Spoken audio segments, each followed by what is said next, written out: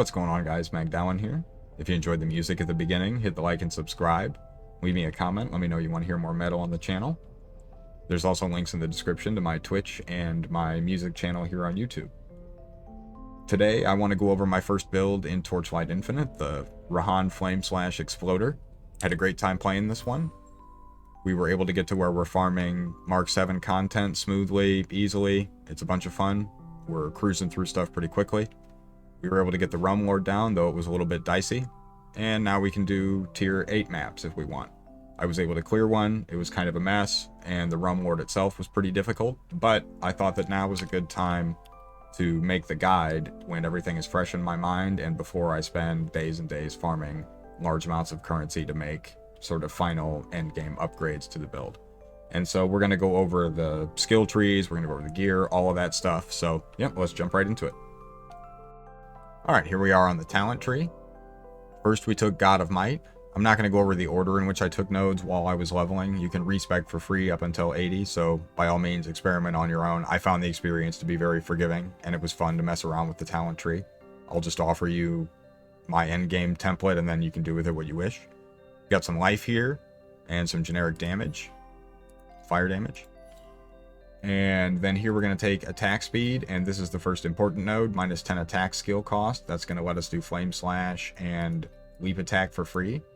And then here we've got a fire damage group that culminates in this weirdly worded 20% the next fire damage dealt by main skill every 2 seconds. That's a bunch of damage.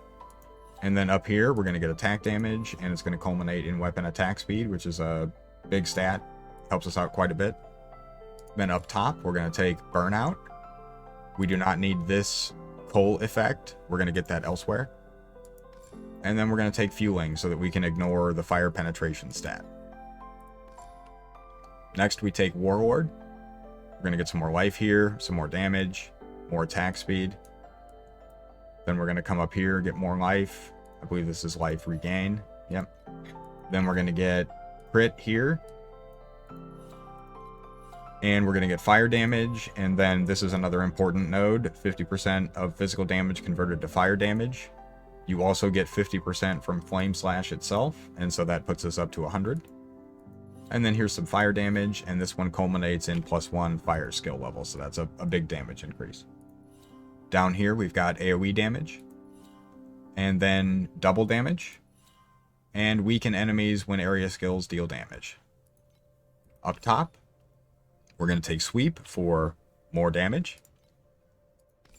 And then we're going to take True Flame, which is what gives us the explode effect. You can switch to Focused Blow if you're needing more single target damage for bosses.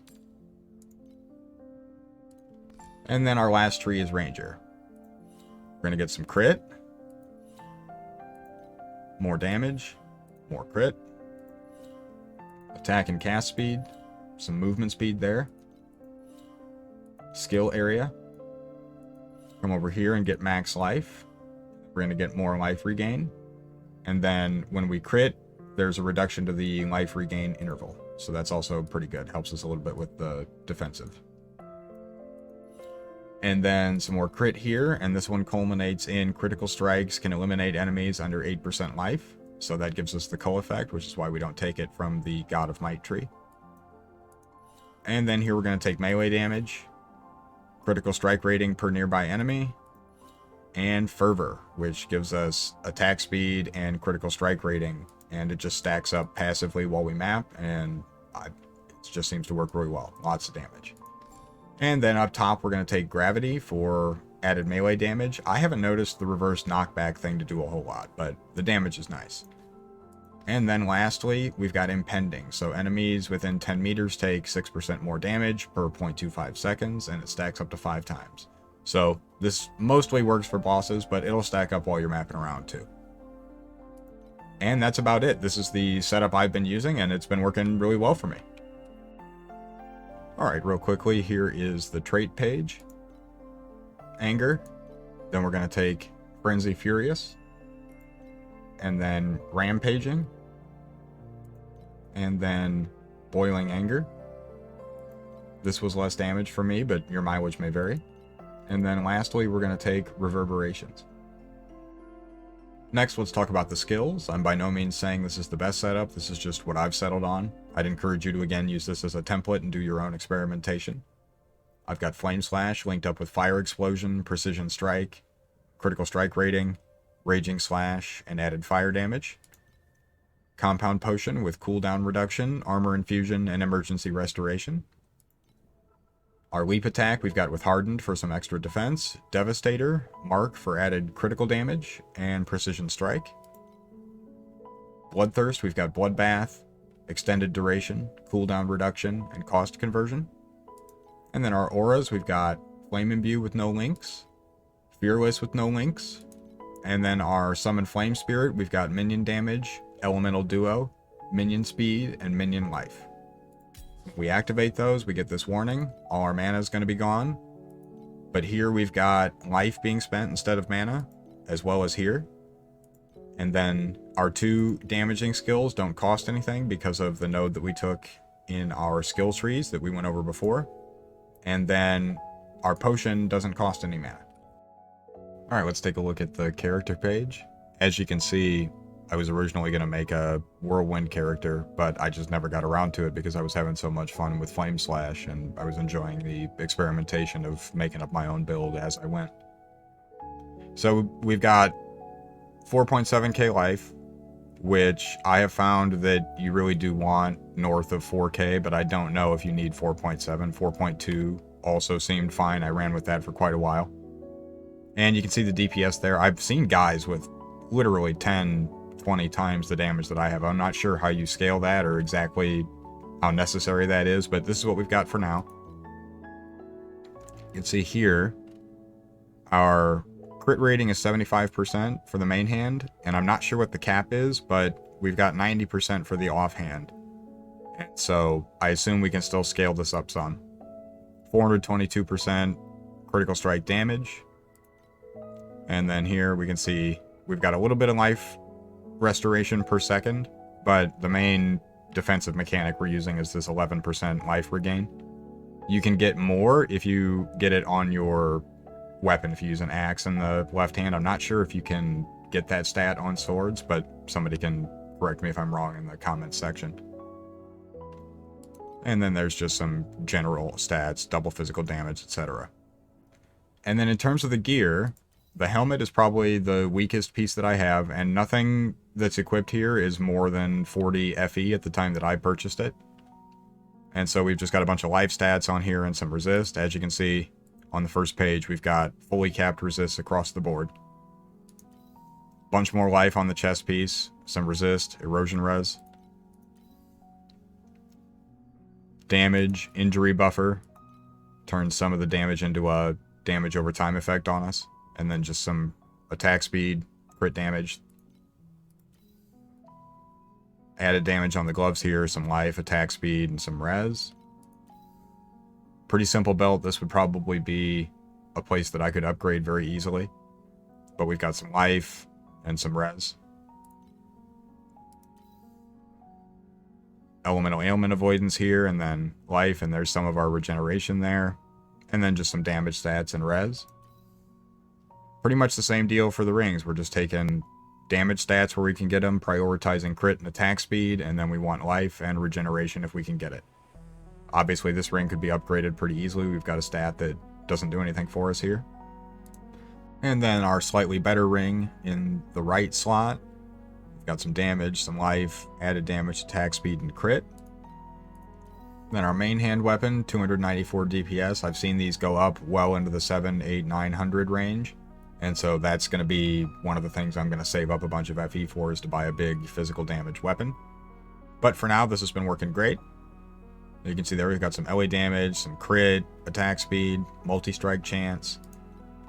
And then in the offhand, I bought this Ominous Gift, and it actually makes the character do much more damage if it's in the offhand. I assume because we're benefiting from these stats, and then also from this line here. 69, nice. % of offhand weapon damage added to main hand weapon. And so yeah, this is basically what I've been running. It's been working very well, and the upgrade path is pretty straightforward. A lot of the mods on here are tier 2 and tier 3, so I would just get similar items that had tier 1 mods instead of the lesser ones. And you would start going for some corrosions that were better than the ones that I've had. so on and so forth. I think the next steps are pretty clear, but they're going to take time because I'm going to need, instead of just 20, 30, 40 FE per upgrade, I'm going to start needing 100, 200, whatever for each item. And so that was why I wanted to make the guide now, so that I could show you the gear that I actually use to farm up the basic character, and then you could get to this point and then choose, yeah, I want to invest in this character and see how far I can take it. Or maybe this is the time where you farm up a couple hundred FE and then make your second character, which is probably what I'm going to be doing, but more on that in a little bit. Okay, here's what I'm using for pets. I bought the Ultimate Season Pass, I think it was called, for 15 bucks, and then I think I bought $5 to get some microtransaction that you got if you did like a top-up thing, and then I just blew whatever that currency was on something that had nothing to do with the pets. So I've only used whatever currency I got from the Battle Pass thing and whatever I got naturally from playing the game, and I was able to get 10 unlocks, so I got a guaranteed legendary. So we've got this guy, so my assumption is that you'll be able to fairly easily get the same thing if you, at least if you get the Battle Pass. If not, I actually only started using this guy yesterday. For 90% of my playtime I was using one of these blue guys, this Happy Chonky guy, which I think is a pretty common one, and then I also used an elemental resistance guy for a while. And so I don't think you need the legendary one at all. The way that I've got this set up, this guy is giving us a bunch of attack damage and crit and attack speed, so very nice. And I, just by luck, I happened to get a bunch of these, so I assume it's pretty common. I was able to upgrade this a bunch of times.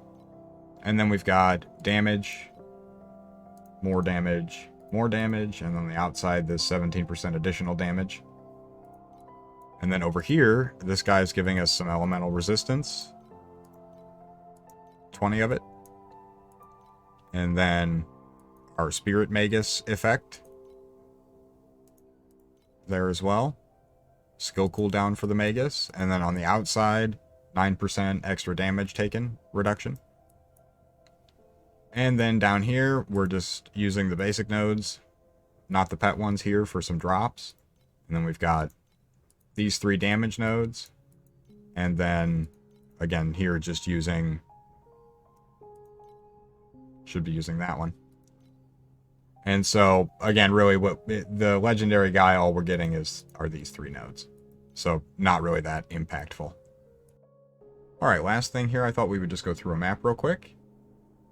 I'm not going to go over a farming strategy as such. I will just say I've got Sharp, Generous, and Magnanimous in the deck, as well as just some that add mobs to the map, and then some Ember upgrade, and then additional beacons. And this has been working out pretty well for me, but I do not know if this is optimal, so I would not copy this strategy. I would seek an FE farming strategy elsewhere for the time being. Maybe I'll have some content on that in the future once I'm more confident in my knowledge about it. But let's go ahead and grab a map here. I'm just going to roll it up, 123, and we'll just throw some random juice on there and open it up. And we're just going to come on through. We're going to pop Bloodthirst, and then we're just going to leap attack through stuff. A lot of the time stuff will just die directly from that, and otherwise we'll hit them with the Flame Slash. And I mean, that's basically the gameplay loop. If we take some damage, we will use our potion. And if there's a particularly nasty mob, or when we get to the boss, we can use Scorched for additional damage.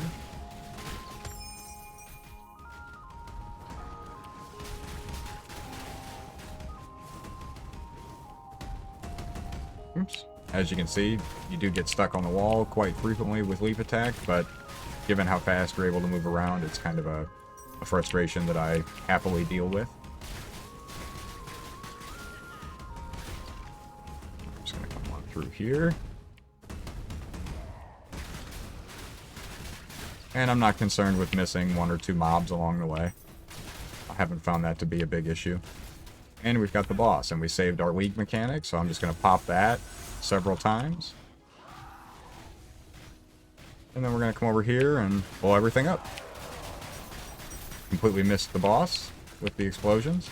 so we'll just continue hitting the league mechanic while we mow him down. There we go. Finish out any last of the charges that we have on the league mechanic, grab loot, and we're good to go. And that's basically it. I've been having a lot of fun. Now, I think what I want to do is make a character 100% devoted to boss killing, so that I can use this guy and just farm up a bunch of these and then slaughter all the bosses when I have them ready.